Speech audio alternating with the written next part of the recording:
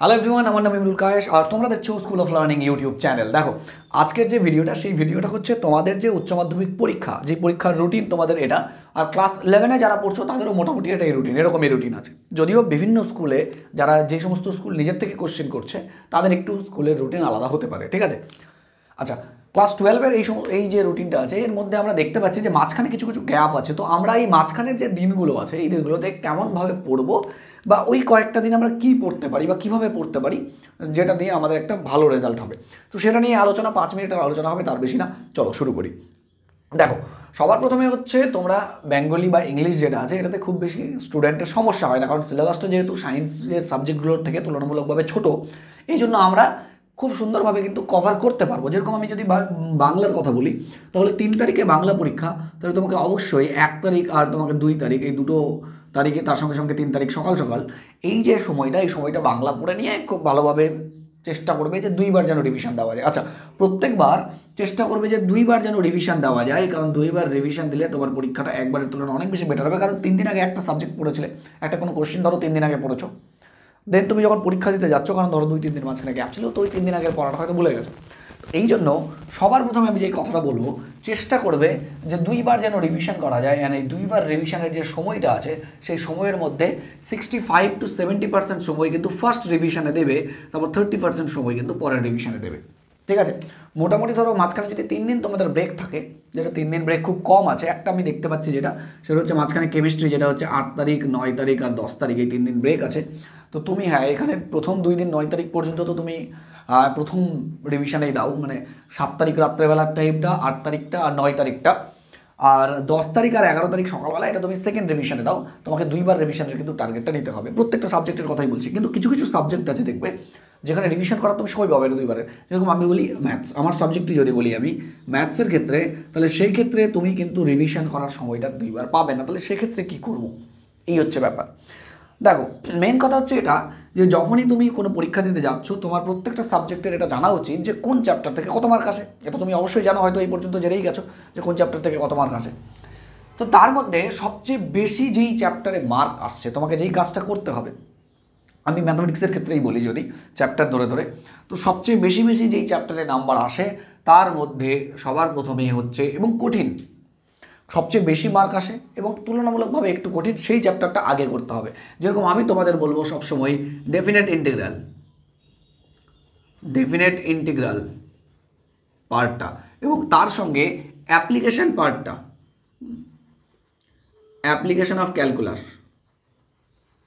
এই দুটো পার্ট সবার প্রথমে করা উচিত। কারণ এই দুটো পার্ট যদি তুমি দেখো, তাহলে 20 মার্কসের থেকেও বেশি, 20+ হচ্ছে এই দুটো পার্ট থেকেই আসে।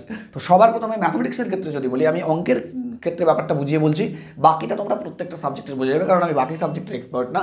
আমি অঙ্কের ক্ষেত্রে তোমাদের বলতে পারি, বাকিটা তুমি সেভাবে মিলিয়ে নেবে যে কোনটা আগে কোনটা পরে। তো অঙ্কের ক্ষেত্রে যদি বলি, অবশ্যই তোমাকে ডেফিনেট ইন্টিগ্রাল মানে নির্দিষ্ট সমাকলন যে পার্টটা আছে, দুটো চ্যাপ্টার যেখানে 9A আর 9B ইনক্লুড আছে, সেই চ্যাপ্টারটা আগে পড়বে।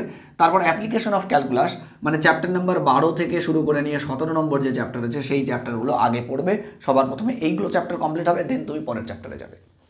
তারপর তুমি যাও যে এমন চ্যাপ্টার, যেই চ্যাপ্টার খুব বেশি কঠিন আবার মার্ক আসে অনেক বেশি, সেগুলো পড়ো। যেমন তুমি এখানে ডিটারমিনেন্টস অ্যান্ড ম্যাট্রিক্স পার্টটা যেটা আছে, ঠিক আছে, ডিটারমিনেন্ট অ্যান্ড ম্যাট্রিক্স পার্টটা সেটা পড়ো, কারণ এখান থেকেও আমরা দেখেছি 13 মার্ক তো আসে পরীক্ষায়, ঠিক আছে। নেক্সট তুমি চলে যাও 3 নম্বর যদি বলি 3D অ্যান্ড ভেক্টর। দেখো, আগে 3D বললাম, তারপর ভেক্টর বললাম।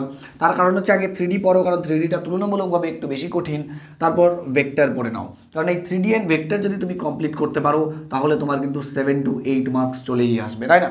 তো এইভাবে সিরিজ ওয়াইজ সাজিয়ে নেবে। তারপর লাস্ট 4 নম্বর যে পার্টটা বলবো, সেটা হচ্ছে দেখো প্রবাবিলিটি যে পার্টটা আছে, সেটাকেও আমাদের অনেক সময় কঠিন মনে হয়। এবার তারপর প্রবাবিলিটি, অথবা তোমরা এটা ইন্টারচেঞ্জ করতে পারো, যে এটা তুমি 3 নম্বর বললে, এটা 4 নম্বর বললে, কোনো এটা তোমাদের উপর। তাহলে প্রবাবিলিটি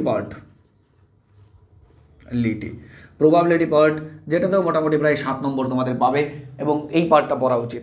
তারপর তুমি চলে যাও ইউনিট 1, ঠিক আছে। তারপর তোমাকে ইউনিট 1টা পড়া উচিত। এবার ইউনিট 1 কেন বলছি, কারণ ইউনিট 1-এর মধ্যে অনেকে তোমাদের রিলেশন ভালো করে পড়েছো, রিলেশন ফাংশন, অনেকে তারপর তুমি ইনভার্স ত্রিকোণমিতি ভালো করে পড়েছো, দুটো, অথবা যেটা পড়েছো সেটা ভালো করে রিভিশন করো। আমি বলছি রিভিশনের ক্রম কীভাবে হওয়া উচিত।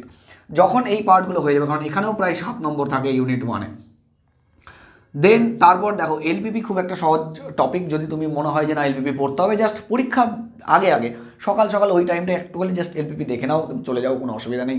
যেই চ্যাপ্টারটা তোমার খুব বেশি ভালোভাবে পড়া হয়েছে সেই চ্যাপ্টারটা তুমি জাস্ট দেখে চলে যাও। অ্যান্ড এরপরে যদি সময় বাঁচে তাহলে তুমি বাকি পার্টগুলো দেখতে পারো, যে ক্যালকুলাসের যে বাকি পার্টগুলো, হ্যাঁ 6 নম্বর হচ্ছে ক্যালকুলাসের যে বাকি পার্টগুলো আছে, সেই ক্যালকুলাসের বাকি পার্টগুলো কিন্তু তুমি এরপর দেখো। তাহলে কি হলো, তোমার একটু কঠিন থেকে সহজ হিসাবে সাজিয়ে নেওয়া হলো তোমাদের। 2 নম্বর জিনিস হচ্ছে তোমাদের মোস্ট ওয়েটের যে নাম্বারগুলো আছে সেগুলোকে বারবার রিভিশন করো, সেটাতে তোমার বেশি নাম্বার। তুমি বারবার এলপিপি রিভিশন করে তোমার লাভ নেই, কারণ 5 নাম্বার তুমি ওটা রিভিশন হয়তো না করলেও পারবে, আর রিভিশন করলে তো পারবে, রিভিশন না করলেও পারবে, সেখানে রিভিশন করার দরকার নেই, কারণ তোমার কাছে সময় খুব কম আছে। তাহলে রিভিশনটা তোমার এমন হবে, এটা প্রত্যেকটা সাবজেক্টের ক্ষেত্রেই বলছি, জাস্ট এই কথাটাই মেইন ইম্পর্টেন্ট কথা, সেটা হচ্ছে যখনই কোনো একটা সাবজেক্ট রিভিশন দেবে, কারণ আমাদের অভ্যাস থাকে যে আমার যেই ফেভারিট চ্যাপ্টার সেই চ্যাপ্টার দিয়ে আমি রিভিশন শুরু করব।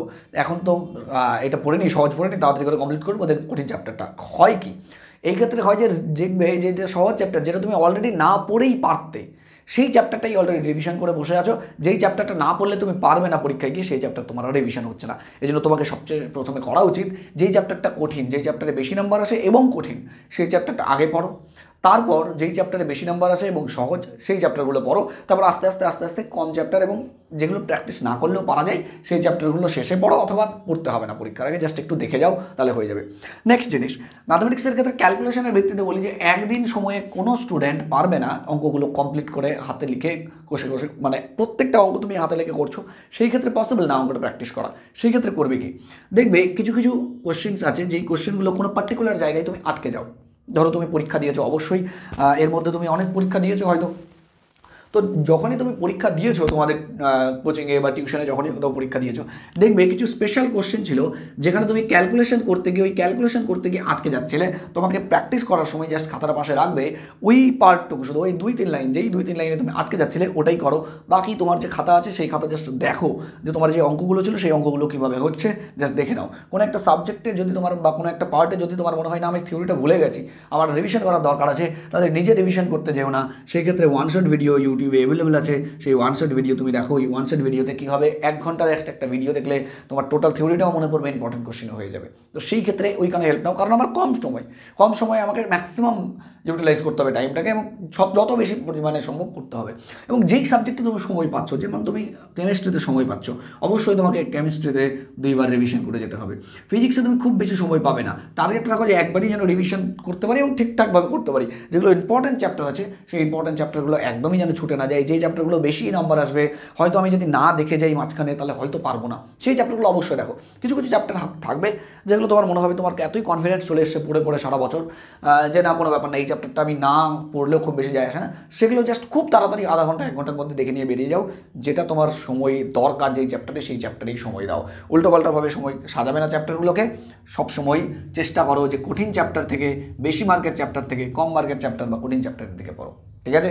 এইভাবে রিভিশন করো, তাহলে হয়তো তোমার মাঝখানে যে সময়গুলো আছে সেই সময়গুলো ঠিকঠাক ইউটিলাইজ করতে পারবে এবং পরীক্ষায় কোশ্চেন করে আসতে পারবে। আরেকটা জিনিস বলি, যে বায়োলজির ক্ষেত্রে দেখতে পাচ্ছি আমরা 4 দিন সময় আছে, তো টার্গেট রাখবে এটা 2টো রিভিশন যেন করা যায়, কারণ 2টো রিভিশন করার জন্য যথেষ্ট সময় কিন্তু এখানে আছে। কেমিস্ট্রিতে যেন 2টো রিভিশন করা যায়, ফিজিক্সে যেন অন্তত 1টা রিভিশন করা যায়, ম্যাথসে যেন অন্তত 1টা রিভিশন করা যায়, ভালোভাবে সেইভাবে দেখো। এবং 1টা রিভিশন তখনই পসিবল যখন তুমি কঠিন চ্যাপ্টারগুলো করে নেবে, যেগুলো সহজগুলো এমনিতেই পারছিলে। এবার দেখো কোনো একটা, সবার কাছে কঠিন এবং সহজের ডেফিনেশন আলাদা আলাদা দেখা গেল, কারণ নির্দিষ্ট সমাকলন এত সুন্দরভাবে প্র্যাকটিস হয়েছে, ওটা সহজ হয়ে গেছে। তাহলে তুমি যেটা তোমার কঠিন, যেটা না দেখলে তুমি পারবে না, সেই চ্যাপ্টারটা আগে করো, ঠিক আছে? চলো, বেস্ট অফ লাক, অ্যান্ড আশা করছি তোমরা খুব ভালো পরীক্ষা দেবে, এবং পরীক্ষা হয়ে গেলে তোমরা এই চ্যাপ্টারের এই ভিডিওতে এসে নিয়ে কমেন্ট করো, আমাকে জানাও যে তোমার কেমন পরীক্ষা হলো, আমার শুনে ভালো লাগবে, ঠিক আছে? চলো, বেস্ট অফ লাক।